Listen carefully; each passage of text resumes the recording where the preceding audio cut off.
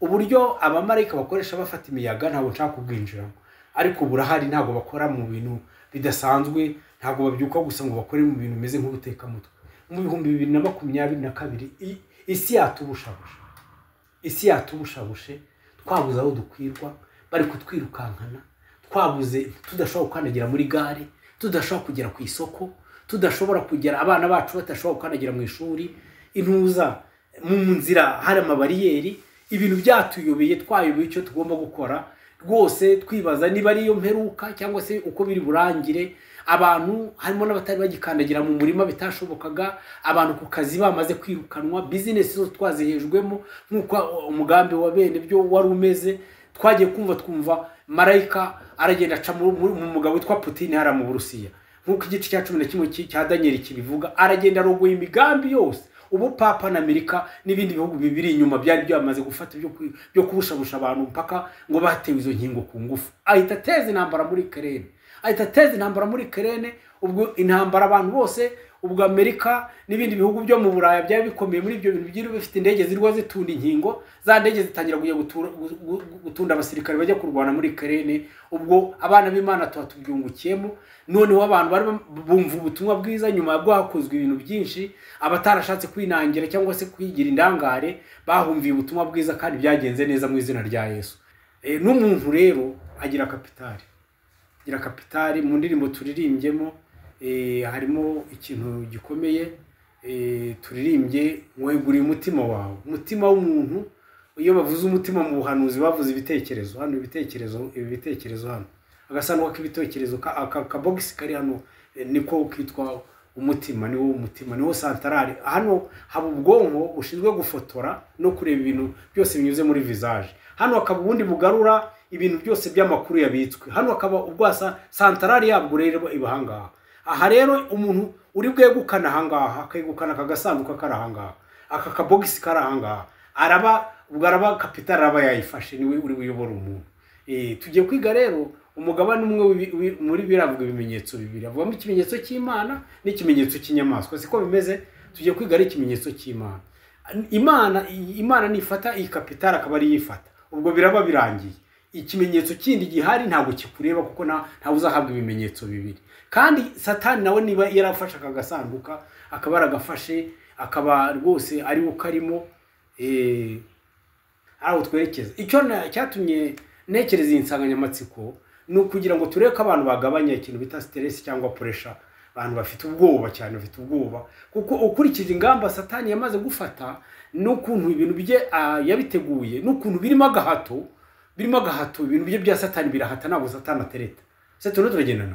Ibyanditswe ngo ihati isi n'abagize gute n'abayirimo, itera bose. Ntabwo Satani atereta, ntabwo ahenda, azabanza kuzana uburyarya, azabanza kuzana amayeri yoberanya, ariko igihe kigeze bikanga akoresha iki? Imbaraga. Twarabibonye muri za 2022 aho abantu babafataga ku ngufu, bakabatera inkingo ku ngufu. Rero ibyo byaduhaye irindi somo rikomeye.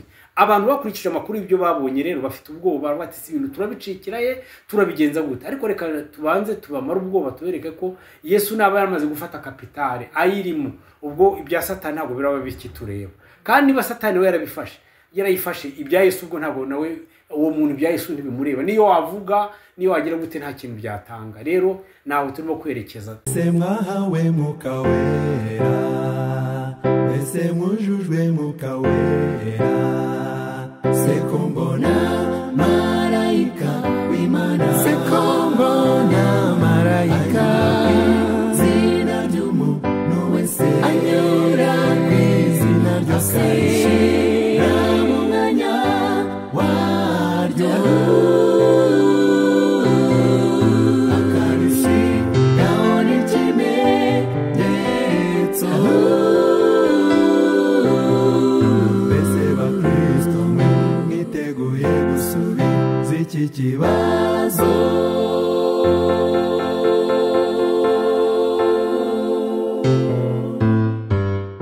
Wese mwahawe Mwuka Wera, kandi mujujwe Mwuka Wera.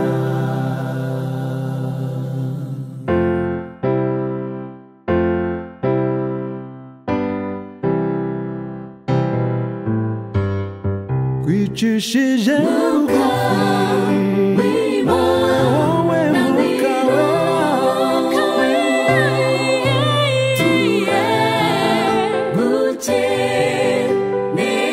dore ni twebwe abana bawe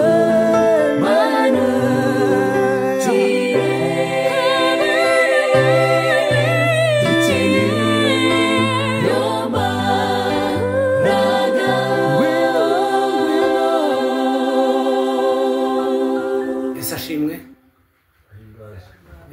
Tunejejwe no kongera kuboneka hano muri studio, kandi tunejejwe nuko turi kumwe n'abavandimwe hano turi, ndetse n'abandi turi kumwe ku murongo cyangwa se kuri ibi byuma. Imana yacu yahabwa icyubahiro. Rero tugarutse nanone kugira icyo tuvuga kuri cya gitabo cy'Ibyahishuwe na Daniel twatangiye, kandi ibice bya mbere twabayemo byagenze neza. Turashima Imana ko umurimo twakoze Imana yagiye uyobora. Dufite ibyiringiro ko n'uwiri bukomeze kuyobora mu izina rya Yesu.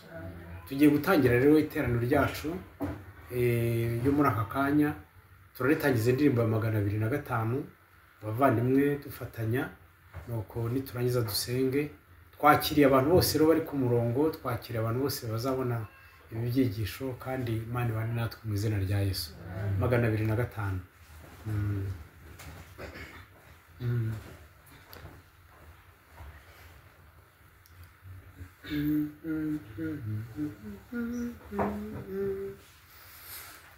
Weguriye ubugingo bwanjye uko ushaka mukiza, weguriye amaboko yanjye uyakoresha uko ushaka mwami, uyakoresha uko ushaka.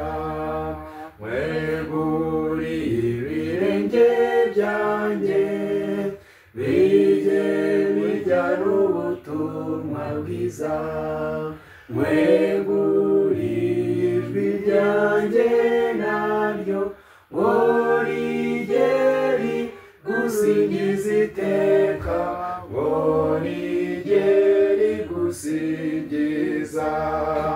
Weguriye akanwa kanjye kuzuza ubutumwa bwawe maze, weguriye ubutunzi bwanjye ntacyo nshaka kwisigaranira, ntabwo nagira icyo nkwima. Weguriye imigambi yanjye ikoresha uko ushaka mukiza, weguriye umutima wanjye maze uwimike mu bwami bwawe, wimike mu bwami bwawe.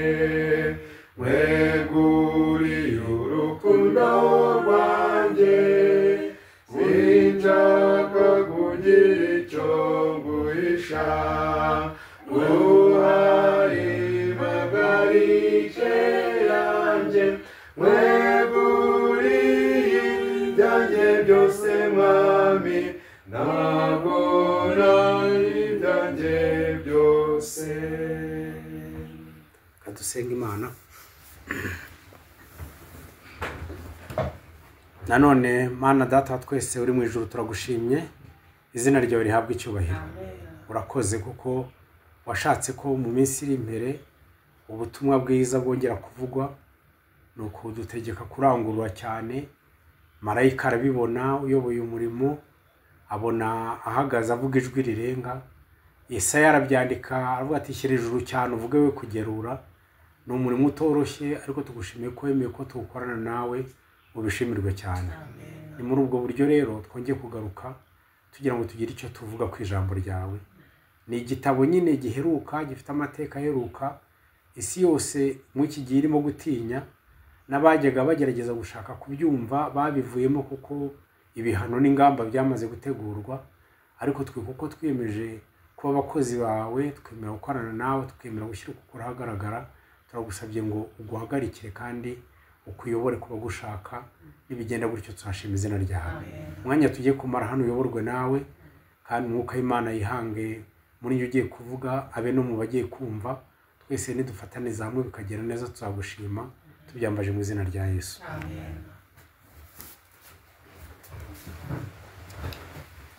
Tugeze ku gice cya 7 ndetse turiga n'umugabane umwe w'igitabo cy'ibyahishuwe, umugabane w'igice cya 14 mu mirongo ya mbere 5 ya mbere y'igice cya 14 niho tugiye kwiga. Rero dufite insanganyamatsiko murayibona ari kuri platform, murayibona ivuga ngo kapitali yawe iri monde. Kapitali ni dukurikije ibihugu, igihugu cyose kigira kapitali. Gishobora kugira imijyi myinshi, wenda tuvuze urugero nka Kenya igira umujyi wa Mombasa, ikagira na Nairobi. Nairobi niyo kapitali. Tanzania igira imijyi myinshi nka za Dodoma, za Mwanza, ariko ikagira na Dar es Salaam ariyo kapitali. N'umuntu rero agira kapitali. Agira kapitali. Mu ndirimbo turirimbyemo harimo ikintu gikomeye, turirimbye mweguriye umutima wawe. Umutima w'umuntu, iyo bavuze umutima mu buhanuzi bavuze ibitekerezo. Hano ibitekerezo hano agasanduka k'ibitekerezo ka box kari hano niko kitwa umutima. Niwo umutima, niwo santarari. Hano haba ubwonko bushinzwe gufotora no kureba ibintu byose binyuze muri visage. Hano akaba ubundi bugarura ibintu byose by'amakuru yabitswe. Hano akaba ubwasa santarari yabwo rero ibahangaha. Aha rero umuntu uri bwegukana ahangaha, akegukana akagasanduka karahangaha, aka kabogisi karahangaha, araba kapitali araba yayifashe, niwe uri buyobora umuntu. Tugiye kwiga rero umugabane umwe muri biravuga ibimenyetso bibiri. Avugamo ikimenyetso cy'Imana n'ikimenyetso cy'inyamaswa. Siko bimeze. Tugiye kwiga ari ikimenyetso cy'Imana. Imana nifata iyi kapitali akaba ari yifata, ubwo biraba birangiye. Ikimenyetso kindi gihari ntabwo kikureba kuko ntawe uzahabwa ibimenyetso bibiri. Kandi Satani nawe niba yarafashe akagasanduka, akaba aragafashe, akaba rwose ari ukarimo, akaba ari ukarimo, ndakubwiza ukuri ko nta biraba byarangiye nyine. nta muntu ufite intuza, nta muntu ufite uzatuzamo abantu babiri. Kapitali ntabwo yayoborwa n'abaperezida babiri, ntabwo ibaho. Rero tugiye kwiga igice cya 7 ariko ari aho twerekeza. Icyo cyatumye nekereza iyi nsanganyamatsiko ni ukugira ngo tureke abantu bagabanya ikintu bita stress cyangwa pressure. Abantu bafite ubwoba cyane, bafite ubwoba kuko ukurikije ingamba Satani yamaze gufata, n'ukuntu ibintu bye yabiteguye, n'ukuntu birimo agahato, ibintu bye bya Satani birahata, ntabwo Satani atereta. Satani turagendana. Ibyanditswe ngo ihati isi n'abagize gute n'abayirimo, itera bose. Ntabwo Satani atereta, ntabwo ahenda, azabanza kuzana uburyarya, azabanza kuzana amayeri yoberanya, ariko igihe kigeze bikanga akoresha iki? Imbaraga. Twarabibonye muri za 2022 aho abantu babafataga ku ngufu, bakabatera inkingo ku ngufu. Rero ibyo byaduhaye irindi somo rikomeye. Abantu bakurikije amakuru ibyo babonye rero bafite ubwoba, batise ibintu turabicikiraye, turabigenza gute. Ariko reka tubanze tubamara ubwoba, tubereke ko Yesu naba yaramaze gufata kapitali ayirimo. Ubwo ibya Satani ntabwo biraba bikitureba. Kandi niba Satani we yarayifashe ibya Yesu, ubwo ntabwo nawe uwo muntu ibya Yesu ntibimureba. Niyo wavuga, niyo wagira gute, nta kintu byatanga. Rero nawe turimo kwerekeza. Dufite tutarasoma ibyahishuwe igice cya 7, hari isomo ngira ngo mumfashe niba byabakundira turisome, kandi murebe riri mu Migani igice cya 23. Igice cya 23 umurongo wa 26. Ni isomo ryiza cyane, muri zirikane. Turajya turigarukaho kenshi. Somo riri mu gitabo cy'Imigani igice cya 23 umurongo wa 26. Turabona umwana wanjye mu mutima wawe. Mwana wanjye mu mutima wawe. Siko ryanditse se? Mwana wanjye mu mutima wawe. Umutima rero uvugwa, hari n'ibindi zindi ngingo nyinshi umuntu agira, ariko Yesu warashaka umutima, ni washaka aravuga ati mwana wanjye mpiki mu mutima wawe. Uyu munsi tugiye kureba niba waramaze kuwegura Yesu cyari butaramwegurira, uwo uri buwegurire, ubwo biraba bibaye gutyo. Ntabwo rero uyu mutima waturamo Satani, uturemo na Yesu. ntabwo umuntu ari gushyirwaho ikimenyetso cy'Imana ngo ashyirweho n'ikinyamaswa, ubwo ni kimwe muri ibyo ngibyo. Imana idufashe rero iryo somo murizirikane cyane, mukomeze muritekerezeho kandi rirusheho kumvikana. Igice cya 7 rero, Abisirayeli bakiranutse bazarokoka. Hanyuma y'ibyo mbona abamarayika bane bahagaze mu mfuruka enye z'isi bafashe imiyaga ine yo mu isi, kugira ngo hatagira umuyaga uhuha mu isi cyangwa mu nyanja cyangwa ku giti cyose. Nuko aba bamarayika bafashe imiyaga, ariko nubwo bimeze gutyo imiyaga yatangiye kurekurwa. Abamarayika bafashe imiyaga kuva kera, bafashe imiyaga mu intambara ziremereye zikaze zitongera kuba. Ariko iyo urebye ukuntu hirya no hino birimo kugenda, amakuru dufite, ukareba imiyaga iri muri Amerika, ukareba imyuzure, ukareba uyu mujyi wa Kigali turimo mureba, wenda twe tufite amahirwe, ariko nimugera mu tundi tuzone two hirya mu yandi makaritsiye mujya mubibona kuri televiziyo, mukareba inkubiri yo gusenya umujyi hari. Iyi nkubiri yo gusenya umujyi ni ikintu kitoroshye, bana b'Imana kitoroshye. Mujye mutega amatwi mwumve buriya bizu uwo byabayeho, bizu uwo byabaye ku buryo amakuru arimo kugera ku bantu baba ko abantu 60% muri uyu mujyi wa Kigali bamaze guhinduka abasazi. Ku umuntu aba agiye kubaho atagira aho ajya, atafite aho yerekera, umugabo n'umugore n'ugutana, abana n'ugutana n'ababyeyi, ntabwo byoroheye umuntu n'umwe. Rero ntabwo byoroheye umuntu n'umwe, murumva ko bitoroshye. Inkubiri yizi ntambara ziri hirya no hino, imyuzure, ibibazo by'imiyaga, za tsunami n'ibindi, akaduruvayo kari ku isi yacu, ni ikimenyetso cyerekana ko abamarayika batangiye kurekura imiyaga. Batangiye kurekura imiyaga, ariko nubwo bimeze gutyo ntabwo irarekurirwa icyarimwe. Turacyafite ibimenyetso by'uko igifashwe ngo ubutumwa bwiza buvugwe, Imana yacu yabwe icyubahiro. Uyu mumarayika rero mashinzwe no kugira ngo imiyaga ifatwe, si ukugira ngo abantu badapfa, si ukugira ngo batagira icyangirika, ahubwo no kugira ngo abantu babone uko bumva ubutumwa bwiza. Kuko hari ikimana irimo kubona kugira ngo abantu bumve ubutumwa bwiza. Rero yakurikiwe n'undi wa kabiri, umurongo wa kabiri, mbona marayika wundi azamuka iburasirazuba, afite, ariko hano harimo point virgule, avuye iburasirazuba. Iburasirazuba ni hehe? Ni kuri Kristo, zuba ryo gukiranuka. Yaravuye kuri avuye iburasirazuba. Twahoze tuvuga iby'ubutumwa bwagiye buva kuri Kristo, ubutumwa bwavuye kuri Kristo, ubutumwa bwiza, ubutumwa bw'isezerano rishya ry'agakiza, ubutumwa gutsindishwa n'ubuntu bwo kwizera. Twahoze tuvuga kare bwaturutse kuri Kristo. Hari abantu benshi bafite ubutumwa butavuye kuri Kristo. Burahari hirya no hino mu macaci, uzabubona pastor yagiranye ibibazo n'umudiyakoni, yigumure nawe avuga ati mfite abantu bankurikira barimo hano niba ba 50, ashingiye church, ari uwasigaye ari ugiye, bose nawe ufite ubutumwa bavuye kuri Kristo. Muzababona bafite ubutumwa bugendereye gushaka amafaranga, muzabona ibintu byinshi abantu babirirwa babwiriza ku isi bitari ubutumwa bwiza. Rwose muzabibona. Iyo twabaga iyo byari bihari, habaga ibintu ubona bimeze nk'igisirikare, mwajyaga mubona birirwa batoza abantu bimeze nk'igisirikare, abantu bambaye imyenda, njya mbabona kuri YouTube imyenda y'igisirikare. Bira ntago ari ubutumwa bwiza, birasinze icyo bigendereye, ntago nyizi, ntago najya kubyinjiramo, ntago mbize, ariko birasa ubutumwa bwiza. Rero ubutumwa bwiza rero ni inkuru y'agakiza, inkuru inejeje yuko Kristo yaje akajya mu kimbo cy'umwana w'umuntu, akishyira mu mwanya wa Adamu wa mbere, agatsinda Adamu yagize gute, yatsindiwe. Ni inkuru nziza yuko Yesu yaje agatangira Adamu yagize gute, yasoreje. Ni inkuru nziza y'ukuntu Yesu yaje agapfa, yarangiza akadupfira, urupfu rwe rugahesha Imana uburenganzira bwo kutubabarira ibyaha byacu. Ni inkuru nziza y'ukuntu Yesu yazutse, kubwo kuzuka kwe bikaba bituma ari muzima, akaba tubereye umutambyi ndetse n'umucamanza. Ni inkuru nziza itubura ko Yesu agiye kugaruka. Itubura ko Yesu agiye kugaruka. Ni inkuru nziza nyine, ibwo nibwo butumwa bwiza. Bisigaye bindi bwo twabishakira ahandi. Uyu marayika rero yaraje afite ubutumwa bwiza. Afite ubutumwa, avuye iburasirazuba, afite ikimenyetso cy'Imana ihoraho. Ikimenyetso cy'Imana ihoraho. Ndagira ngo dufate Bibiliya, iki kimenyetso tukirebe neza, turebe ikimenyetso cy'Imana ihoraho. Uyu marayika, ikimenyetso cy'Imana ihoraho ni igiki?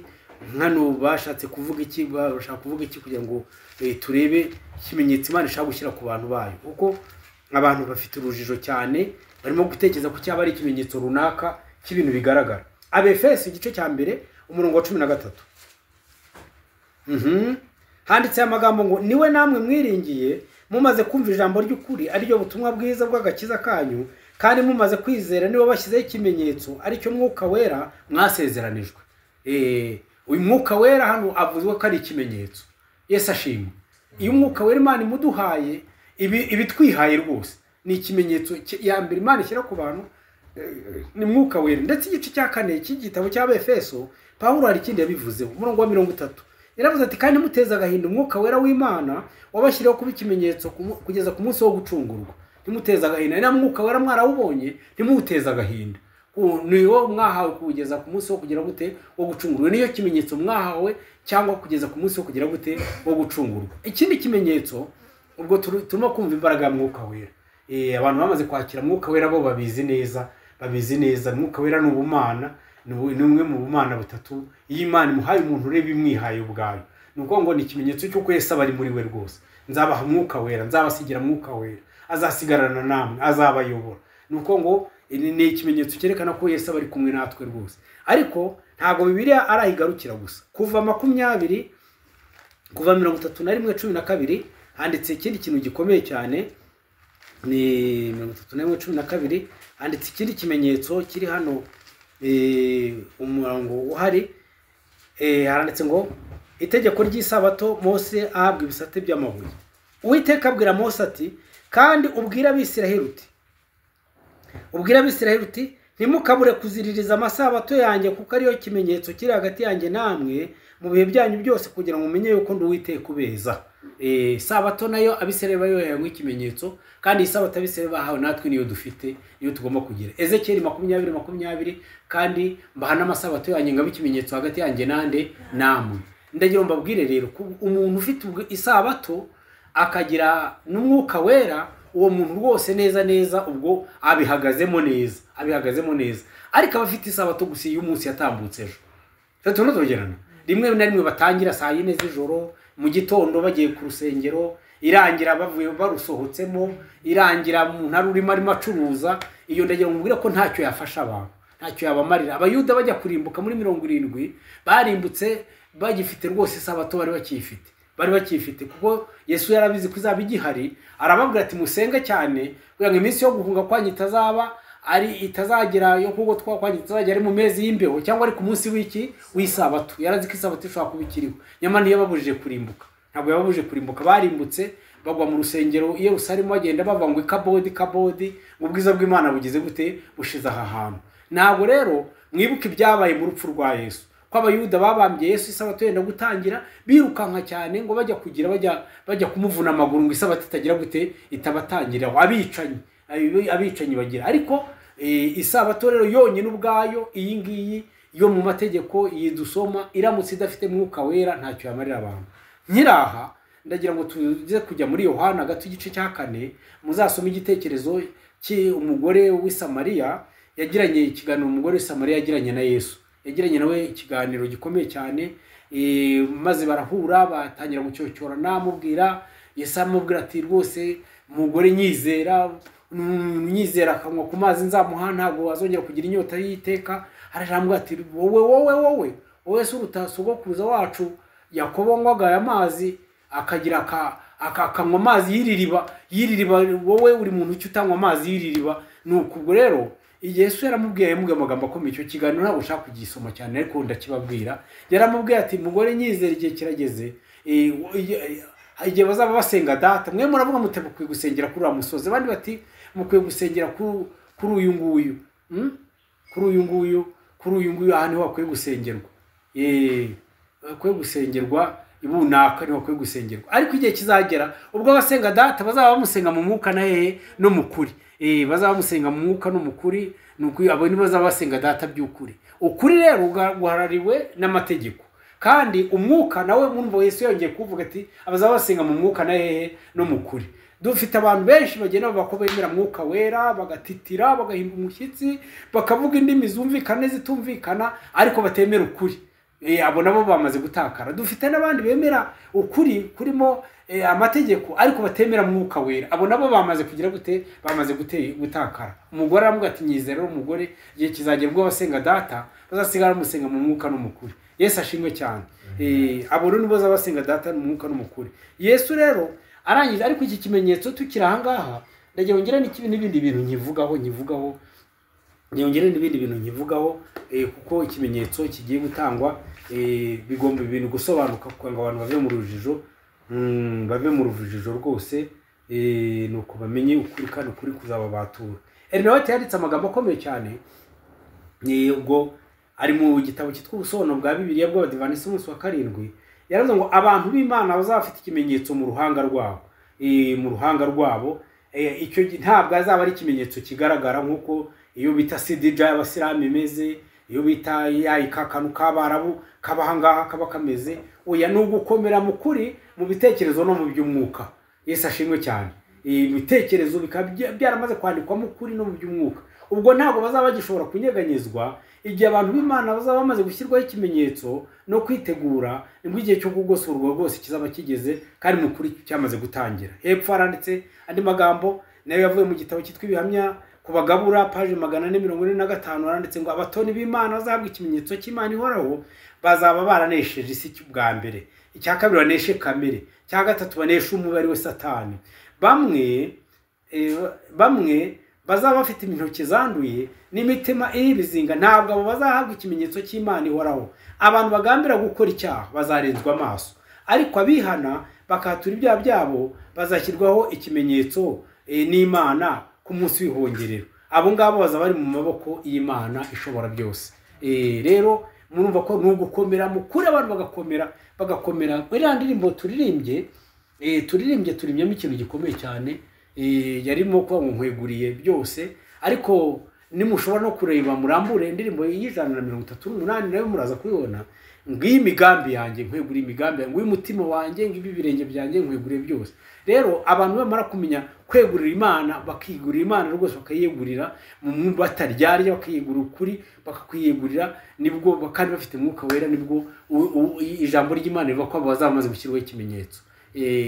Tugeze rero twihuse muri cya gice cyaho cya 7 utwe turimo gusoma, nuko maze mbona afite ikimenyetso cy'Imana ihoraho warangurura ijwi rirenga, abwira abamarayika bane bahaye kubabaza isi n'inyanja ati ntimubabaze isi cyangwa inyanja cyangwa ibiti tutaramara gushyira ikimenyetso ku ruhanga rw'imbata z'Imana yacu. Uburyo abamarayika bakoresha bafata imiyaga ntabwo nshaka kubwinjiramo, ariko burahari. Ntabwo bakora mu bintu bidasanzwe, ntabwo babyuka gusa ngo bakore mu bintu bimeze nk'ubutekamutwe. Mu 2022 isi yatubushabushe, twabuze aho dukwirwa, bari kutwirukankana, twabuze, tudashobora gukandagira muri gare, tudashobora kugera ku isoko, tudashobora kugera, abana bacu batashobora gukandagira mu ishuri, intuza mu nzira hari amabariyeri. Ibintu byatuyobeye, twayobeye icyo tugomba gukora rwose, twibaza niba ari yo mperuka cyangwa se uko biri burangire. Abantu harimo n'abatari bagikandagira mu murima bitashobokaga, abantu ku kazi bamaze kwirukanwa, business zo twazihejwemo nk'uko umugambi wa bene byo wari umeze. Twagiye twumva marayika aragenda aca mu mugabo witwa Putin hara mu Burusiya, nk'uko igice cya 11 cya Daniel kibivuga, aragenda arogoye imigambi yose. Ubu Papa na Amerika n'ibindi bihugu bibiri inyuma byari byamaze gufata byo kubushabusha abantu mpaka ngo batewe izo nkingo ku ngufu. Ahita ateza intambara muri Ukraine, ubwo intambara abantu bose, ubwo Amerika n'ibindi bihugu byo mu Buraya byari bikomeye muri ibyo bintu byiri bifite indege zirwa zitunda inkingo, za ndege zitangira kujya gutunda abasirikare bajya kurwana muri Ukraine. Ubwo abana b'Imana tubyungukiyemo, noneho abantu bari bumva ubutumwa bwiza nyuma bwo hakozwe ibintu byinshi. Abatarashatse kwinangira cyangwa se kwigira indangare bahumviye ubutumwa bwiza kandi byagenze neza mu izina rya Yesu. Rero n'ubu ngubu Imana ifite inzira irimo kunyuzamo ikagenda inyuzamo, igafata imiyaga, ikagira guti, igakoresha abaperezida, igakoresha ibihugu, igakoresha abafite ububasha, igacishamo hari n'ibindi bijya biza byajya kwataka abana b'Imana, marika akabatangiye guhosha. No kugira ngo ubutumwa bwiza bugire, ariko igihe kizagera abana b'Imana bagenda bashyirwa ikimenyetso, nuko kugeza ubwo uwanyuma namara gushyirwa ikimenyetso buri imiyaga izarekurwa. Ikizabibabwira rero muzabona akaga noneho n'imvururu byatangiye gutangira no kuza kandi bitafite rutangire. Rero aha tutarahimuka, wenda tugere ku murongo wa 3 nibwo bumvikana, umva wa 4 numva umubare washyizweho ikimenyetso ngo nagahumbi n'inzove enye n'ibihumbi 4 nibo bashyizweho ikimenyetso mu miryango yose ya Isiraheli. Ahangaha tukira ahangaha ndagira ngo mbabwire ko n'abantu 144 n'abantu bashyizweho ikimenyetso, n'abantu bariho muri iyi minsi yacu, ntago ari abantu babayeho mu gihe cya kera. Ntabwo turimo kwiga ibyo mu gihe cya kera cyangwa se ibyo mu isi ya kera, turimo kwiga ahubwo ibyo abantu bariho muri iyi minsi yacu. Turashima Imana rero ko ibi bintu bisohoye turiho. Ikindi kitunejeje, dukurikije uko amakuru dufite Bibiliya yigisha, nuko marayika ushyiraho ikimenyetso ari we wabanje. arabanza arangije ababujije ibintu abamarayika bafashe imiyaga aravuga ati we muretse ibyo bintu Satani arimo gutegura ibyo bintu byo gutegura ibyo bintu byiwe byo gushyira abantu mu karengane ibyo bintu byo gutegura amategeko y'icyumweru ibyo bintu byo gutegura iby'ifaranga rimwe ibyo bintu byo gutegura ibyo bintu by'amarangamuntu y'ikoranabuhanga nimwe muretse akagenda bigwabiza ngo abanze ashyire ikimenyetso ku ruhanga rw'imbata z'Imana yacu. Turashima Imana ko marayika uyu nguyu uvuye iburasirazuba ari we wabanje agatangira agashyiraho ikimenyetso abana b'Imana. Namara kugishyiraho rero amaze kugishyiraho neza nibwo imiyaga none izarekurwa bumubona ko bijya kugira byajya gukubita nuko ubwo marayika akaba arongera bihagaritse gatoya akongera akabihagarika gatoya biba byamaze gutegurwa n'amanama ndetse banabitangaje ariko ubwabo ntibashaka kumenya ukuntu bigenze. Uyu marayika arimo kubikora kugira ngo abana b'Imana banze bashyirweho ikimenyetso. Yesu ashimwe cyane. Ntabwo abantu bashyirwaho ikimenyetso bari mu mvuru, ntabwo byashoboka. Ntabwo bashyirwaho ikimenyetso bari mu ntambara. Imana itanga agahe igatanga amahoro ngo abantu batekereze neza iby'ubutumwa bwiza kandi babone uko bikorera mu bugingo bwabo ko bikorana n'ubugingo bwabo. Rero tukiri aha ngaha nababwiye ko iki gice cya 7 tukinyuramo ariko turaca no mu gice cya 14 naho turahabona ibintu bikomeye cyane. None uko ngiye kubona mbona umwana w'intama ahagaze ku musozi Siyoni ahagaranye n'abantu agahumbi n'inzove n'igice cya 14 umurongo wa mbere bafite izina rye ubwo ni irya Yesu nyine. Iryo izina rye niryo dusoma muri Matayo 1:21 uzamwite Yesu ko ari uzakiza abantu b'ibyaha bazaba barakijijwe ibyaha. Yesu ashimwe cyane. Barakijijwe ibyaha nuko nicyo bazaba bapfana na Yesu, nta kindi kizaba kibahuje nuko bazaba barakijijwe ibyaha. Umunsi umuntu wo gukizwa ibyaha muri wowe ugeze hehe? Umuntu wo kwanga icyaha n'igisana cyugeze hehe? Cyangwa umuntu abanza akakizinukwa kikamusharirira kikamururira se tunozogerana. Yamara kugira agahinda kacyo akakizinukwa Imana ikakimubabarira akakihana. Yamara kukihana niba ari cyateje ingaruka mu muryango muri societe cyangwa se mu bantu benshi cyangwa ku muntu umwe ukagenda ukamusanga ukamwaturira ugatandukana nacyo ukagambira ko utazongera gukora icyaha ukundi. Iyi niyo nzira ngiki icyo abantu ba Yesu bahuriyeho nabo. Nta kari kwa ngo umuntu ukagakiza umuntu ngo narakijijwe kugiye kumva bigasobanutse ni uku. Cya kabiri nuko ngo bazafite izina rya se. Izina rya se, izina rya data twese rishatse kuvuga ikintu uko rishatse kuvuga ikintu uko tuzitwa amazina y'Imana se oya, ahubwo hari icyo umuntu witwa Yeremiya yabivuzeho mu gice cya 31. Gice cya 31 Yeremiya hari ikintu yabivuzeho avuga ukuntu ibyo bintu bizagenda, ukuntu rwose ibyo bintu bizagenda. Twari gusoma iki gice cyose ni cyiza cya 31 ni cyiza ariko ndagira ngo dutaruke kuducunguza uburyo umwete ariko kuhera ku murongo wa 31 aravuga ngo Uwiteka aravuga ati n'Uwiteka ubivuga dore iminsi izaza ubu yaraje ni yiturimo rwose nzasezerana isezerano rishya n'inzu ya Isiraheli haleluya n'inzu ya Yuda isezerano dakurikije isezerano nasezeranye nabo ku munsi wasaho kuruza ku munsi nabafata ukuboko nkabakura mu gihugu cya Egiputa ryasezerano yanjye bararyishe nubwo nari umugabo wabirongore ni kuwiteka avuga.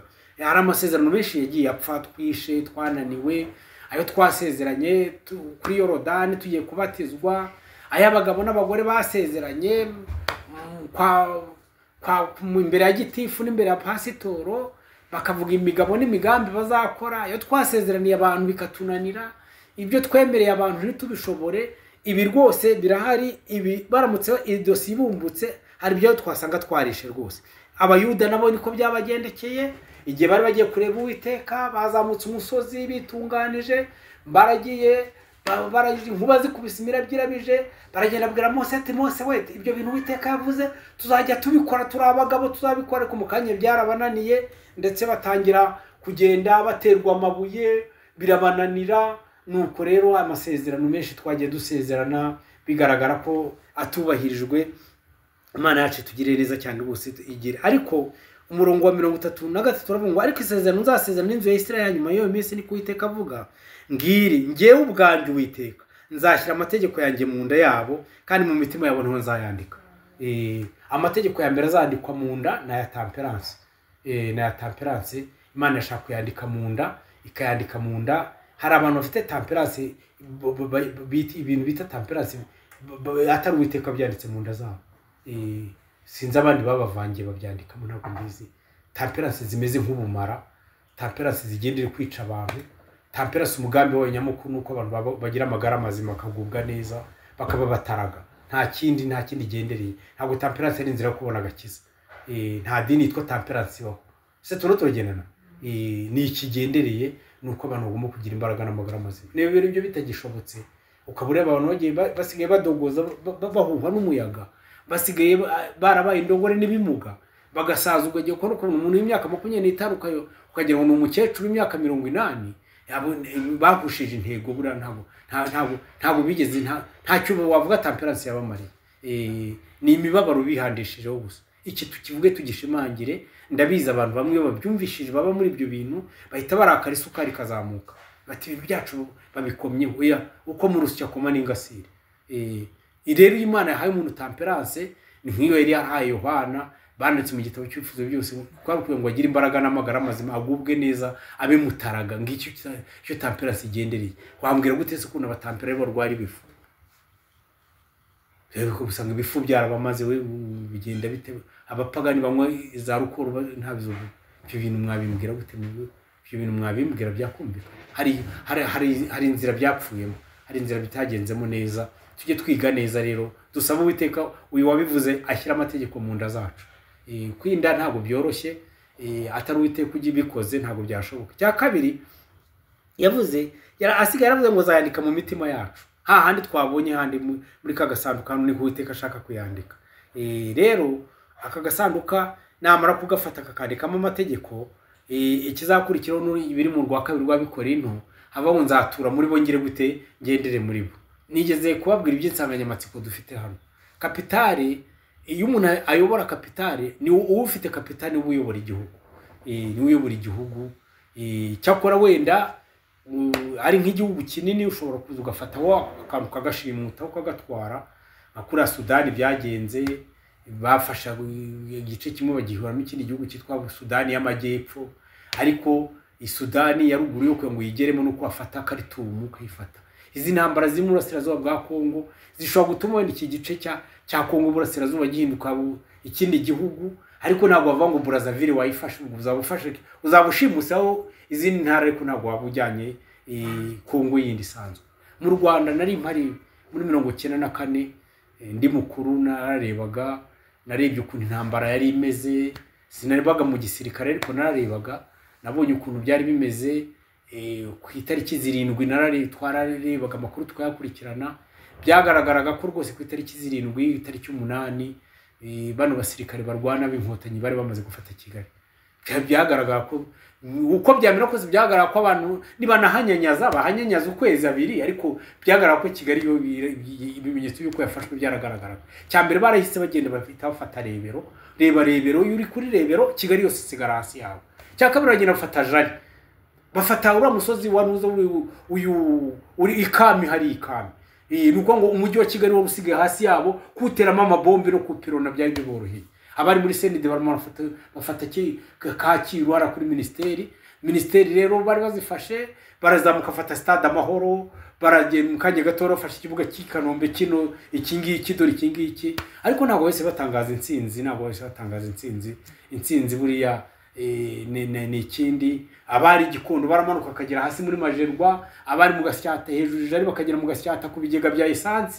Urumva umuntu afite essence akagira imihanda urumva y'Iburasirazuba wari wamaze gufatwa, uwo Gatuna wari wamaze gufatwa. Hibi ibintu byinshi mbese urumva ko umujyi wa Kigali byari byamaze gufatwa, ariko nubwo bimeze gutyo byari bimeze gutyo bakomeje bararwana. Barwanaga nabo bihagararaho kugeza igihe ku itariki ya 4 z'ukwezi kwa 7 bagiye barambuka bafata hari mu mujyi, bafata radio, bafata presidence, bafata intuza, bafata televiziyo, bafata Banque Nationale. Barangije batangaza intsinzi ko igihugu bageze gute bagifashe. Babitangaza intuza ku Gikongoro no ku Kibuye n'icyangurwa kiri zone turikwaze badashobora kwakandagira. Babitangaza mu ruhengeri batazi ibyabaye bakirimo rwose abantu bambwiye ko abantu babo tuye tuganana njyayo bambwiye ko bagiga bahunga kuko ni hafi y'umupaka bagahungana n'imihembezo n'insyo barazijyanaga ko ari hafi baragenda bagakata bakagaruka n'ubundi basanzwe bahinga muri Kongo ni zabugesha iyo ngiyo za Busasamana nuko bahinga muri Kongo n'imihembezo barajyanaga bimuye business zabo bayifata mu gihe igice kimwe cy'amajyepfo za Gitarama n'ahandi ari atarafatwa ariko batangaza intsinzi kuko kapitali bari bagize gute bari bamaze kuyifata rero kubera ko bafashe kapitali hari ikintu kimwe cyabaye bararindiye amasezerano yatangazwa n'itri kwazararangira n'ahandi baragenda barahafata nuko byagenze abari bahunganye amafaranga bahita bayatesha agaciro bakora ndi kuko banki nationale bagize gute barayifite ikindi bashyiraho guverinoma kuko ministeri bazisigaranye bashyiraho ubutegetsi bwose burumvikana asigaye igihugu cyose ubu ngubu niyo wagenda ugafata agace gatoya ko mu Kinigi nubwo wafata ko muri Nyaruguru ntacyo byatanga kuko ubwo kapitali bagize gute barayifite rero muri makeya Yesu namara gufata iyi kapitali yacu agafata iyi kapitali imigani 23:26 mwana wanjye mpiki mu mutima wawe wishimira imigendere yanjye akayifata ndagiye mbabwire ko ubwo uwo muntu uwo nguwo azaba ari mu birenge bya ndagiye ngo yandirimbo mumbabareze mumfatire igitabo turambure yandirimbo ya 139 muyirambure ngewe nta gitabo hano mfite muyinsome ndashaka muyindi na muyindebere na murindi turebe ikintu kimwe gikomeye cyane 138 maze tugire icyo tuganiraho irambure niya 205 twaririmbye twongera twisubiremo ko ari igihe turirimba buriya ariko ibyo turimo tutabizi bijya bibaho mwami wanjye nyakira mwami oya uyiririmba ndashaka kuyisoma mwami wanjye nyakira yego ndakwiyeguriye ubu rwose ngaya amaboko yanjye yakoresha uko ushaka buri ikibazo amaboko nta kibazo agira amaboko kuri bibona umuntu azinga imikofe gakubita umuntu urushyi akamubwirira nabi nagara amaboko yabikoze ahubwo byakozwe na yeye byakozwe na yantuza n'akabuwate karahangaha kabwiye amaboko ati boya umva yo kabwiye ati ifate neza dusenge mbese arabikora ikibazo sa amaboko rero amaboko nta kibazo afite ingaya amaboko ndayakwigurira nuko ngo muri make nagara ayangaya ahubwo isanga ntuza boate hano muri boate akantu kabamo gakoresha amaboko ubwo Kristo namara kugafata amaboko nayo azabagize gute azaba yafashwe rwose umubya no guhinda gutyo ngo urebe ko wakunje ikofa za kwate bareka ave tategera no kubona icyakabiri kivuga ngo iki ngibi ibirenge byanjye byerekeza aho ushaka ibirenge mu hanuzi bivuga ibitekerezo se tunotogerana ubusanga ibi birenge bigenda hari ikintu cyo cyabikoresheje nibyo umuntu atangira kugenda ataratangira no gushingura ibirenge se mwarabibonye uyu munsi natangira kugenda nerekeza iyo naturutse kandi nyicaye ahangaha mbese biremera icyo ukora rero ubanza kubwira ibirenge bino bye aho ugiye ndetse rwose n'amaso akahareba iyo ufite ubute ubona ari kure wabyemeza ukabona ni hafi nibyo wabona wabuze iti uko batapanda hagenda ariko natarahana hagenze kandi haguca intege ukabona wagize hari ikindi kintu kirimo kugenda mbere ko ibirenge bigira gute ibirenge bigenda imodoka mbere ko ushingura amapine shoferi wamaze kureba icyerekezo cyagize gute cyagiye mboneraho kubwira abantu b'Imana cyangwa se n'abandi bantu banyumva ujye uhura n'umuntu ukomeza tugiye ngo nawe nza ngiye ibyo bintu bibaho ibyo bintu bo umuntu akagenda guteze ubwo utaza aho ugize icyo wakora wajya ugenda usubira inyuma gutya watena ubone ugiye utaza hagize gute aho agiye nta muntu wataza hagiye abahazi wenda atashaka kubwira ariko abagize gute abahazi kuko arimo kugenda ahantu hareba imbere atumbiriye rero ibirenge nibimara ni kapitali nimara gufatwa ibirenge byose bizajya bijya aho Yesu agira gute aho Yesu ashaka icya gatatu kivuga guki icya gatatu kiri kugira ngo haye akanwa kanjye yego mwami kakuvugire mbese abantu benshi bafite ikibazo cy'ururimi Yakobo yaranditse ngo nububi budatuza arandika ngo ururimi rumeze nk'agashashi gato gatwika mu gitabo cy'inama z'igirwa itorero madamu itavuga vuga abantu benshi bazicishwa n'ururimi wabereka bari mu nkiko, wakwereka barunze mu magereza, wakwereka bagiye muri gacaca bazira ibyo bavuze, wakwereka bari muze kwitaba inama z'imidugudu nizo kwa mutwara se babaza ati musubira muri bya bintu wavuze. Mbese uru rurimi rwacu ruteye ubwoba, baravuze ngo ni ubusabo bubi bw'ubumara, nibyo. Ariko ndagiye mbabwire ko iyo Yesu yamaze kugira amaze gufata kapitali, ururimi rusigara ruvuga ibyo Kristo yagize gute arubwiye.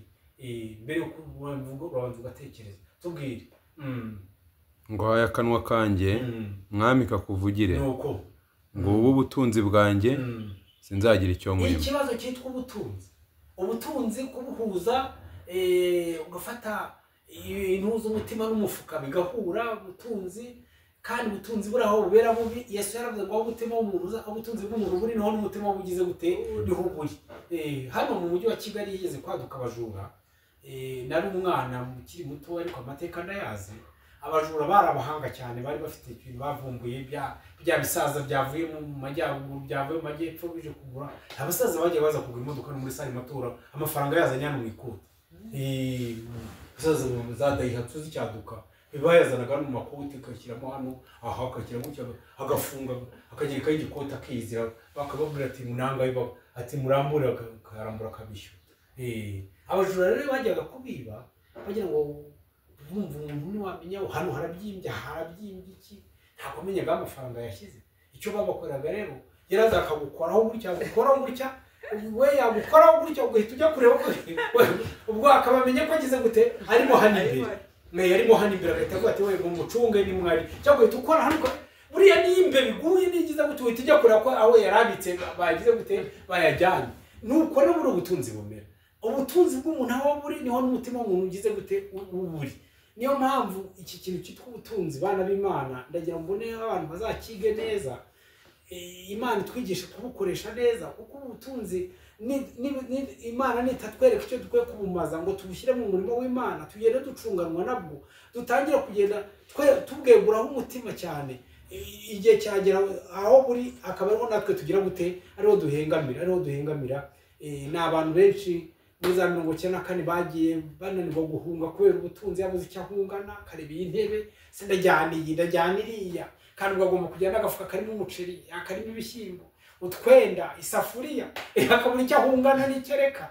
Yajya kora agasanga ibitoki mu rutoki byanetse, agasanga abo mu giturage inka yabyaye, wenda akanyana ntikarabasha no kumenya kugenda, se ngo ikawa ndazisiga. Muri uko kujijita rimwe na rimwe wasangaga bahatakarije ubuzima. Ndagira mbabwira ko ubutunzi ni ingingo dukwiye kuzigaho cyane, kuko irebana n'ubwonko cyane, irebana n'ubwonko. Yesu yaravuze ati aho ubutunzi bw'umuntu buri niho n'umutima w'ubugize gute niho buri. Rero ejo byazadusubiza mu kandi kaga, byazadushyira mu kindi mu bundi buzima tutashakaga, kubera ko ubutunzi tutabukoresheje uko bikwiriye.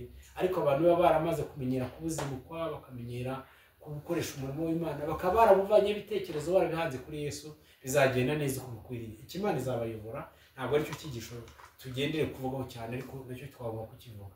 Rero abana b'Imana nibamara kumenya, nibamara kwakira Yesu, kapitali yamaze gufatwa, bazamenya icyo gukoresha ubutunzi bwabo. Buriya mujya mubona intambara ziba mu idini ntabwo inzira bari bayizi, bagerageje gukoresha ibintu byitwa gukoresha imbaraga, bahata abantu kuzana amafaranga batazi n'icyo bayazanira. Izana amafaranga kubera induru yo kuvuga uzana amafaranga. Umuntu agenda gufata aho yarari akazana kera kibaye inote z'ijana cyangwa igiceri, agapfa kuba ati nyine bandi batura nawe karambikamo agatura, ariko mu by'ukuri ntabwo buri abantu bazi icyo bakora. Ariko iyo umuntu amaze kwakira Yesu, yamaze kumwakira, umva yakora n'ibirenze ibyo abantu bamutegeka. Nibyo ndatanga ingero nkeya, ntabwo mvuga nyinshi. Ndatanga urugero ku mugabo witwaga Nikodemo. Yesu yamubwiye ubutumwa ari ninjoro, igihe yamujya kumusura ninjoro, yagiye kureba Yesu ninjoro. Yesu amubwira ubutumwa bwitwa kubyara ubwa kabiri. Nikodemo arataha, ntabwo Yesu yamubwiye ngo Nikodemo uzangira ibintu nzanira ngo wazampa, oya. Ntabwo Yesu yasabirizaga, bura nicyo mukundira. Yari imfura, yari ihanganaga, yari umunyamibabaro ngo amenyereye iki intimba. Arangije Nikodemo arataha, aragenda. Ibyo bintu bikomeza kumuha mu mutima. Cyakora ni mu rukiko rw'Abayuda rwateranye, bagambiriye ko bagiye gufata Yesu. Aravuga ati amategeko yacu ntabwo yemera ko dufata umuntu tutabanje kumwumva. Aravuga ati umuntu n'ikitse ashobora kuba yarasogongeye kuri za nyigisho z'uwo Yesu, bakajya bamugendera kure. Igihe kiragera Yesu arapfa. Amaze gupfa aragenda aratinyuka ajya kwa Pilato, we witwa Yosefu wo mu Arimataya. Baragenda basaba intumbi ya Yesu, arayivana ayizingira mu myenda y'igitare. Yesu yashyinguwe nk'umwami, ntabwo yashyinguwe nk'umuntu bano batoragura ku muhanda. Arangiza ashyira n'imibavu myiza, aragenda bamuhamba mu mva kwa Yosefu yari yaratunganijwe neza, igomba gushyingurwamo umuntu umunyacyubahiro. Arangije ntiyarekera aho ngaho, ahita afata abigishwa babandi shebuja yaramaze gupfa, nta kintu bagiraga, nuko arangije arabajyana iwe, niho bakoreye ibintu byose, niho Pentekote yabereye, niho babaga kwa Ntuza, ngo babaga ari mu cyumba cyo hejuru. Nawe urabyumva, gusa yari kwa Petero yaga icyumba cyo hejuru, Petero yaga etaje, icyumba cyo hejuru se mwumva ko ari inzu yo hejuru nyine, ko umukire niho babaga. Imana iramukoresha, muzasoma mwifuza byose paje 103 mu cyisho cyo kwa Nikodemo, muzasoma ayo magambo. Imana yamukoresha ubutunzi cyagiye cyose yamaze agitekereza ku bwa butumwa Yesu yamubwiye neza, n'ubutunzi yaramaze kubushakira umwanzuro, kandi Imana yaramukoresheje. Reba Mariya, Yesu yaramubabariye mu gitondo mu rusengero bagiye kumutera amabuye, aravuga ati utarakoze iki cyaha namutera ibuye. Arangije abayuda ngo barareba nimbo yabo isigaho ngaho, aragenda atekereza ko kuzakorera umukiza umurokoye iteka ry'amabuye yaragiye guterwa. Aragenda agura amavuta ahenze ahumura neza, araza yasuka ku birenge bya Yesu. Nta muntu wabimubwiye, nta wirirwa yabimuhatamo. Iyi nduru yavuye muzane amafaranga ngwino uhige uhize makeya subiramo nimwongere. Ibyo bintu nta nubwo no guhonda ni mu mubiri, ibyo bintu biri. Ariko abantu bamara kwakira Yesu agatura mu bugingo bwabo, kapitali gafatwa. Mbese icyo kumaza amafaranga bazakimenya, bazakimenya. Reka nsoma amagambo ari hano mu cyigisho cyitwa kwitanga. Kwitanga kirimo kugana Yesu, n'amagambo meza ndayabatuye. Mfite kugana Yesu zimwe za kera, page 33 cyigisho cyitwa kwitanga. Baranize ngo Kristo naba mu mutima w'umuntu boko, ubugingo bw'uwo muntu buzuzura urukundo rwe, bunezezwe no gushyikirana nawe, bwomatane nawe. Haleluya. Kandi uko azajya murangamira azajya yiyibagirwa. Urukundo akunda Kristo nurwo azajya muyobora mu byo akora byose, akiyumvamo ko urukundo rw'Imana rumuhata. Ntago abaza ubuke bw'ibyo akwiriye gutanga ngo akizwe, nta nubwo abaza urugero rwo hasi urwarirwa. Mboneraho mbwira abantu ko abantu bazongera basubiremo bige neza. Cyane numva abantu birwaho bikangisha no mu matsinda njye byumvamo ngo kimwe mu 10 se no gutanga umutima, kimwe 10 ni kimwe mu 10 nye. Nta kantu gato k'urugero Imana yari haye abantu ngo batangire bamenyere gutanga, bazagera ugihe biyegurire Yesu bamwegurire byose. None se Yesu cyane kimwe 10 azahora abona kimwe mu 10 gusa. Ni mwiyi mvugo ngo dore magaze ku ruginagira gute ndakomanga rega umuntu agahora Yesu ndetse ahora ubwo rero kumva waragikemwe uko Yesu ahora hanze akomanga. Rero abantu bamara kumenya neza bakamwakira agatura mu mutima, ntabwo bazongera kubaza ubuke kimwe mu 10 nyine n'ubuke ni cyo gitoya se kiriho. Nanubwo bazabaza ubwinshi bw'ibyo bakwiye gutanga, bwo hano baranditse ngo bazagambira kugera ku rugero rwagenwe n'umucunguzi. Hepfo handitse amagambo meza cyane. Nabaza urugero rwo hasi rwarirwa, ahubwo agambira gushyikira urugero rwashyitse rwagenwe n'umucunguzi we, ashishikara cyane gushyikira urwo rugero, bigatuma hara byose. Haleluya. Nibangaye bamaze guhara byose. Niyo mpamvu Yesu nawe yababwiye nimumara kuzana bya bindi bababwiye by'urugero, yabwiye ati mujye mugenda mwicare muvuge ngo turabagaragu biki bimbura mu maro, nta kintu tumaze, bose turimbura mu maro. Nibumva rero iyo mvuga babwiye kubera ko amatwi yacu yapfuye, bumva ko babwiye ko bitwa bagaragu biki bimbura mu maro, baraje barashishika barahanjagara. Ariko dore barazenguruka izo mbura mu maro zigenda zizenguruka. Rero nimumva aya magambo rero, kandi uko arushaho gusobanukirwa n'uburebure bw'urugero niko arushaho guhara byose, arushaho gushishikara kurushyikira. Kwivuga kuri umukristo ntugire urukundo rukomeye rungana rutyo, n'ugupfa kwivugira ndetse n'umugenzo no kurusha ubusa. Mbese wiyumvamo ko kwegura Kristo rwose ari ukwihotora kurenza urugero? Wakwibaza uti Kristo we yamariye iki? Umwana w'Imana yatanze byose, ubugingo bwe, urukundo rwe, yemera no kubabazwa kugira ngo dukire. Byashoboka bite ko twebwe abari batari bakwiriye urwo rukundo rungana rutyo ko tumwima imitima yacu? Nuko rero ngiki cyo Kristo abanza gushaka. Ubwa mbere ashaka umutima, ibisigaye by'ubutunzi niba baramaze kugira rwose ntabwo bizongera kuruhanya.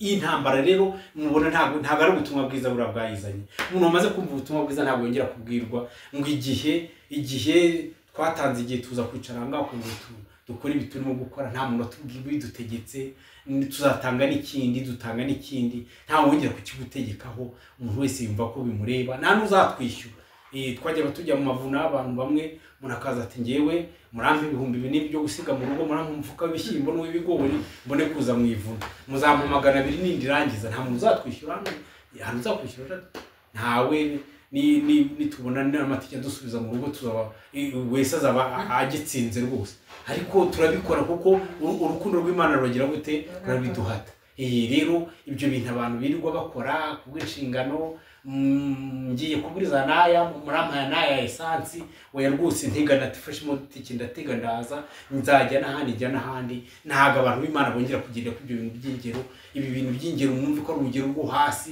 ni nk'urw'abana batoya ni imyumvire ya cyana ahubwo nibagere bagambire kubaza umukiza ati urugero rukitse rwagenwe wasezeranye abana bawe n'uruhinga rwo dukurikiza iri somo ryo mu kugana Yesu ndasaba abantu bose mwuko Imana zari bigisha kuko ntabwo nari bigisha ngo mubonere umwanya rero komeza dusomere kuri ya ndirimbo ntabwo twayirangije twari tugeze ku gice cy'abahungu ubutunzi bwanjye abwo burakomereza wari ugeze ko ndacyashaka ko tuyiganira ngo haye igihe cyanjye igihe sinzakigutera ngo haye ubwenge bwanjye ukoresha uko ushaka ubwenge n'Imana ishaka gukoresha ubu dufite ubwenge muri dufite ubwenge muri Imana umuntu amaze kwegura Kristo ntabwo wongera kwanga Imana umva ubwenge Imana irabukoresha ugakora ibintu n'ibitangaza abandi batakora ukagira gute ukabikora natanga ingero ariko igihe cyadushiranye muri yo nta muntu udafite ubwenge mama wagira ubwenge abari mu cyaro Imana bigisha guhinga abari mu muzika bigisha ubwenge bura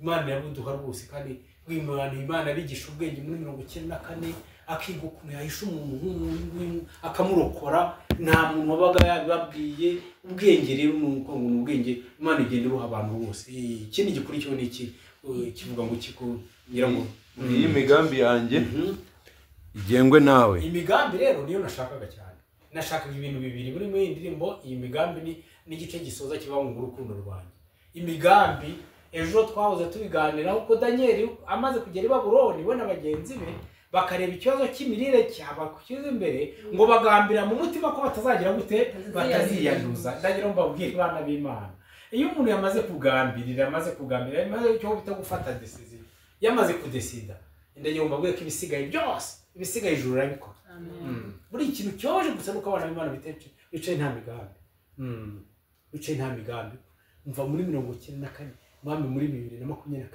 twari twamaze kugambira mu mutima ko tutari bwiyanduza ntabwo twari tuyoboye ingorane ya turiruka turavuduka dore ubushomeri dore ubukene Imana yadutabara ariko twamaze kugira gute twamaze kugambira hari ibyo twamaze kwiyemeza rero umuntu arabaho gute nta ngamba nta ngamba mukanye twe tugana ibyo abantu barimo kuvuga ngo ikibazo ngo twebwe dimanche nigira izo ngamba sudafite dimanche nuba byutse kayitangaza wabigenza uteze ngo wakora iki wasubiza inzira si nyuma ikindi cyanyuma cyaho ngo urukundo rwanye mwami niwe nzagira gute niwe nzarukunda ni ideni ya Kristo icyo Yesu ashaka cyane urukundo tumukunda kurenza ibindi abantu bamara gukundana na Yesu niba mara gukundana na Yesu akagira icyo gukundana na Yesu cyari cyo ndagira mbabwe ko ibindi byose bizakemuka rero nimukundane na Yesu mwiwe gukundana na Yesu gukundana na Yesu abakundana na Yesu n'uzajya mu bwami bwo mu ijuru dukwiye gukundana na Yesu kugeza ubwo rwose abantu bagera bwo barwara n'indwara z'urukundo zimwe bitamuru burya mu gitabo cyitwa gitabo cyitwa ntuza indirimbo ya Salomo mwabonye Salomo agiye yavuga ayivugira iby'umukunzi afite nimumubona mu mugwe ku rukundo rwansabye rwose tugeze igihe dukundana na Yesu buryo wumva ko nyine niba utari kumwe nawe ukumva kubangamiwe ko ukunda umwana wawe ukunda mugenzi wawe ukunda sheri wawe ari gukundana na Yesu umunsi naho Kristo bushingiye abantu bakundana na Yesu niho zatabuke bwo mu ijuru rero kapitali nimara gufatwa Yesu yamaze kuyicaramo hari ikindi kintu mwumvishe cy'ikibazo kizaba gisigaye rero nibwo bazarekura imiyaga bakavuga ati mugende noneho Satani bamurekure nawaza gukora ibintu bye turashima Imana ko twebwe umugabane wacu twamaze kwishyirwaho ibisigaye turi mu burinzi bw'Imana ntabwo iki gice cya 14 rero ngiye kunyuramo amagambo make dusigaranye iminota mikeya tukivugeho tukivugaho gatoya twihuta nuko maze numva ijwi rivugira mu ijuru rimeze nk'iry'amazi menshi asuma kandi nk'iry'inkuba rihinda cyane kandi iryo jwi numvise ryari rimeze nk'iry'abacuranzi bacuranga inanga zabo baririmba indirimbo nshya imbere ya ntebe y'ubwami n'imbere ya bya bizima bine n'abakuru nta muntu ubashe kwiga iyo ndirimbo keretse babana agahumbi n'inzovu enye n'ibihumbi bine bacunguwe ngo bakurwe mu isi. ndagira mbabwire ko abana b'Imana nitugera mu ijuru indirimbo tuzaririmba abandi bose bazaceceka batega amatwi kuko twebwe tubayeho mu minsi iteye ubwoba. abana b'Imana ibintu duhuye nabyo nta bandi bantu bigeze bazigera bahura nabyo. Mose yanyuze mu buzima bukomeye kugeza ubwo bamushyira mu kato bamushyira mu mazi mu ruzi niwe umukobwa wa Farawo yamutoraguye. Ntabwo yavutse mu gihe cyiza rwose namwe murabyumva. Ariko Mose buriya Danieli wa undi ngo wabonye agashaka ngo kumenya amashireki inyuma by'inyamaswa ya kane tarasaga n'izindi yaba yaraje ngo yirebere ibibazo abana b'Imana barimo guhura nabyo ngo yirebere arebe noneho bya bintu yabonye karabirana ngo abibone byagize arebe tugiye kurwana intambara turwana intambara iheruka nta mafaranga kuko ntabwo ingingo 13 zazindi jado ajya dushyiraho zazindi 10 nta muntu zisigira ikintu na kimwe nta muntu wemerewe guhinga erega impamvu tutemerewe guhinga nuko aho duhinga ntago ari mu kwacu ntago ari mu kwacu nyine ni mu kwabandi duhinga mu kwabandi noneho nuko nta uzemerwa gucuruza ntabwo byemewe nta uzemerwa gutumiza ibintu cyangwa kubyohereza mu mahanga nta muntu umwana waziga nta uzivuza nta uzajya ku isoko guhaha cyangwa kugira naga ibyo bintu abantu bagiye bahunyura mu bihano kwavuza ibyo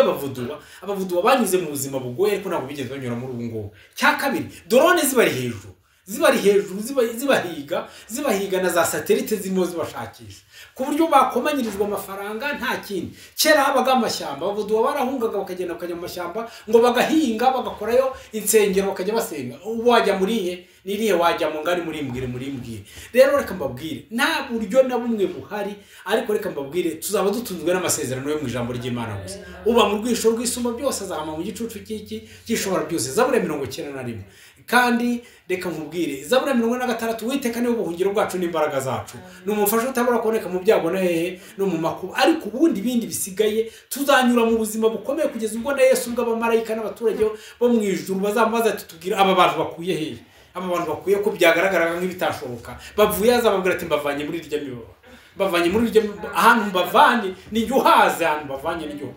Reka mbabwire ko rwose bana b'Imana hari abantu banyuze mu bikomeye twahoze twiga ibyo abantu bagiye batoborwa bavanyweho uruhu abagize guti ibyo biroroshye cyane ibyo biroroshye gufata isi yose iyataka iri imbere hanga umuntu udafite Yesu akaba ari ahangaha ndakubwiza uko ahita ataka nta muntu wabyihanganira birenze ibyo umuntu agera ko Imana itubwira ko iduha amasezerano ko izaduhisha ikatubera ubwugamo bw'umugaro mu izina rya Yesu. Rero hano uyu murongo wundi ukurikiyeho nanditse amagambo akomeye nimumva aya magambo rwose umurongo waho wa 4 abo nibo batandujwe n'abagore kuko ari abari kandi bakurikira umwana w'Imana hajya hose bacunguriwe mu bantu kugira ngo babumugane no kumana no kumwana w'intama mu kanwa kabone habonetsemo ibinyoma. Nuko rero aba nibo batandujwe n'abagore bavugwa hano njya numva inyigisho zigenda zibakongora abantu ba madamu bandi ba mama kanaka abantu baravangiwe bavuze mu hanuza abagore bavuze amadini ntabwo bandujwe n'abagore nubwo twayagiyemo tukayabamo iyo hose twagiye tujarajara tukajyayo duturutse imihanda yose abantu ntabwo bari ko nuko bahunga amadini bagiye bavuka bagasanga base bayarimo bakavukiramo. Ariko ndashima Imana ko Imana izikadufata uburozi twari muri ayo madini ikabuturutsa ikadusubiza ku rwego rw'ubuhinduka bera n'abaziranenge mu izina rya Yesu.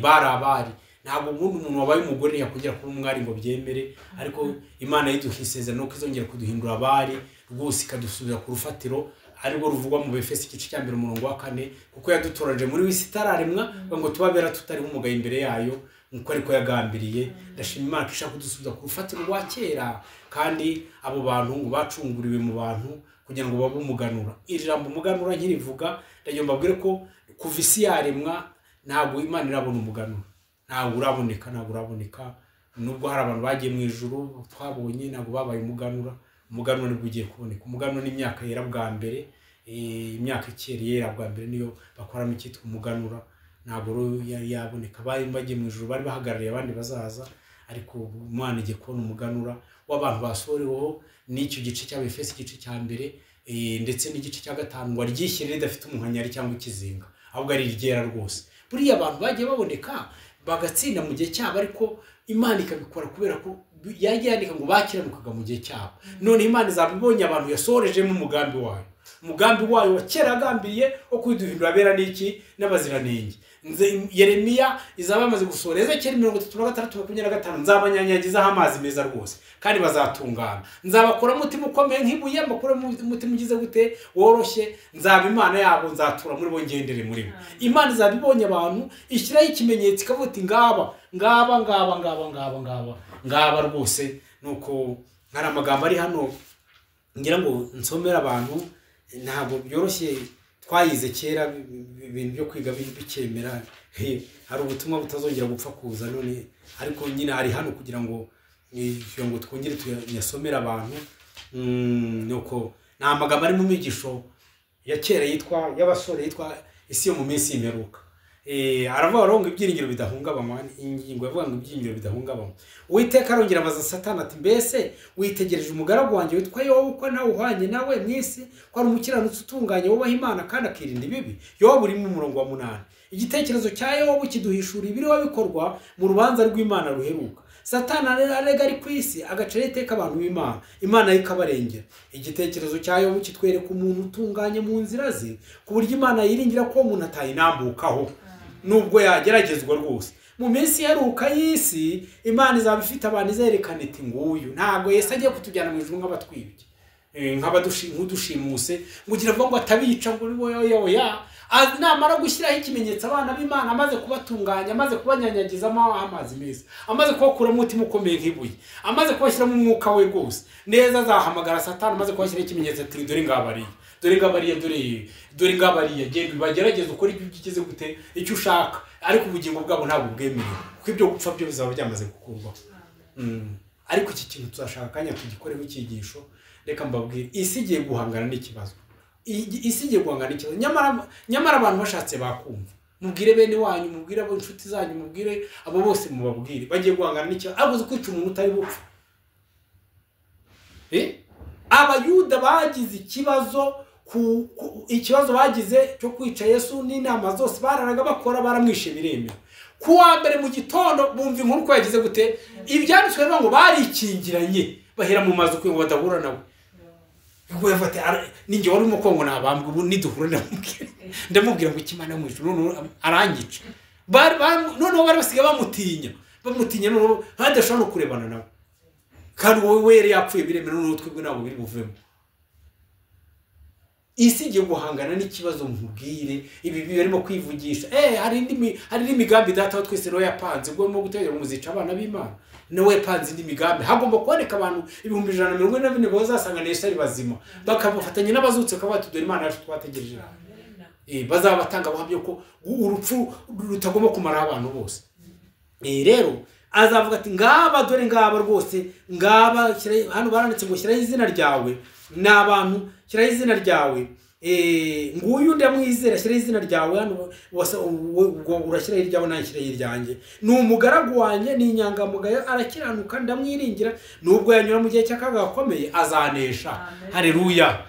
Rero ndashima Imana yuko abana b'Imana bagiye gushyiraho ikimenyetso, nibamara kapitali nimara gufatwa rwose, nuko igafatwa, nuko ibindi bisigaye Imana izabyikorera. Ibindi bisigaye ngira ngo hari Yesu azabyikorera. Ibindi bisigaye ntabwo bizaba ari ikibazo kuri we. Imana idufashe tugire neza, ye kugira umuntu kuko umutima, ye kugira umuntu ugira ikibazo. Asigaye bazavuga ati ngabariya, genda uzane bya bintu byawe, genda uzane za ngingo zawe, genda uzane bya bintu byawe byose, zana amategeko y'icyumweru, zana ibiki, zana karengane, zana ngabariya, dore ngabariya. Baranyizera bamaze kugenda bashyizeho ikimenyetso, ntabwo babinambukamo, ntabwo bazabivamo. Ntabwo ari abantu rero Imana izagiye ngo none rwose ngubwo mbonye agiye ngo burasaragaruka. Hari umudamu nigeze kumva yarafite umugabo wamunaniye, ntabwo yarameze neza, yarafite uburwayi, nyine uburwayi bwa bwinshi mwababyeyi mwese hano byahagaze hano. Nuko arangije rero arangije ubwo yamukekaga, aramukeka buke mudamu arabaterera ahubwo ngo uyu mugabo azanzane kabutinde. azazane sida azanyice mpfe ntareza abana banjye kandi ubwo nabo barapfuye reka mbibura agenda akajya tugura utuntu tw'udukoresho tumwe tw'udukingirizo yajya kugenda ati sheri atakira ati rero nibiba byakomeye ukumva byagukomera ugize kwitabaza aka gakoresho byibura ntacyo bitwaye wenda uzagaruka kuri muzima sheri mbese yari yabuze uko mugenza ntabwo imana izaba ifite abantu bameze nk'abo ngaho irwita sheri najya muri resitora nurara birya bya bindi bibarya nagera hariya oya izaba iti nguriye dore ngabariya ubu rero satani ibintu ashobora kuba abizi icyo atabizi ariko agiye guhangana n'urugamba rugize gute rukomeye rutamworoheye imana idutabare rero kandi tugire neza ni kapitali nimara gufatwa aka gasanduku kamaze gufatwa Kristo yamaze kukicaramo ibindi muzabyisomera mu gatabo kitwa umutima w'umuntu agatabo kitwa umutima w'umuntu hano Kristo yamaze guturamo rwose ndagakunda aka gatabo ndagakunda cyane rwose sinzi namwe nzagakunde rwose harimo amapica agenda arimo ariko harimo ipica nkunda cyane ngira ngo ni ipica ivuga ngo urusengero rw'Imana Mana data wa twese Imana umwuka yari wamaze gutura muri bo asigaye satani ubwo nta nubwo wamubona hafanga yahunze yagiye bisigaye Imana izabyikorera ariko nibitaba gutya ngo data wa twese n'umwana n'umwuka wera baturemo hirya bindi pica satani waraza agatura mu mutima agashingamo n'icumu n'intebe akazirika n'umunyururu nuko neza akavatuye aha narahabohoje akajya yivuga akagira kapitali yawe ufitwe nande rero niba ari Yesu yifite ibisigaye byo kwa satani bikureba kandi bari satani umaze kuyigira yewe nushaka nta kintu wabikoraho kuko ariko kuko Imana ifashe imiyaga ngo tuze dushyiriho ikimenyetso ninge nawe yashakaga Imana iziture muri twebwe tuhe karibu ayobore ategeke kandi ibintu byose bigende neza mu izina rya Yesu ngira ngo twahagarikira aha ngaha tugasenga ibisigaye umwuka w'Imana byumvikanishe mu izina rya Yesu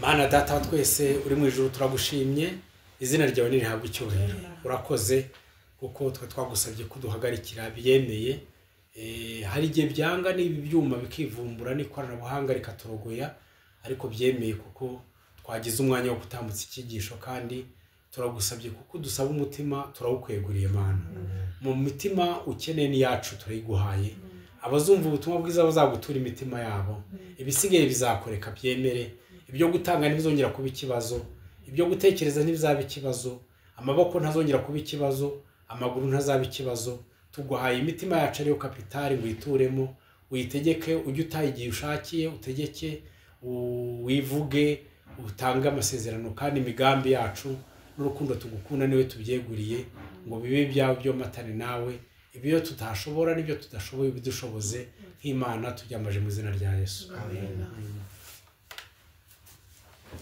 Mbega ijoro ryiza ritamirije umucyo wuzuyemo amanywa yirukanye umwijima iryo joro yemwe nibwo hasinywe isinya yemeza yuko tubonye agakiza mbega ijoro ryiza ritamirije umucyo wuzuyemo amanywa yirukanye umwijima iryo joro yemwe nibwo hasinywe isinya yemeza yuko tubonye agakiza nibwo yarangije ibitambo n'amaturo maze ahinduka igitambo cy'iteka ryose iryo joro ryamubereye ijoro ribi ariko iryo joro nibwo twabonye agakiza mbega ijoro ryiza ritamirije umucyo wuzuyemo amanywa yirukanye umwijima iryo joro yemwe nibwo hasinywe isinya yemeza yuko tubonye agakiza izuba ryasaga n'iryamurakariye inyoni zanze kuririmba ukwezi kwanze gutanga umucyo yagize ijoro ribi wongera ijoro ryiza uwari wazimiye mbona agakiza izuba ryasaga n'iryamurakariye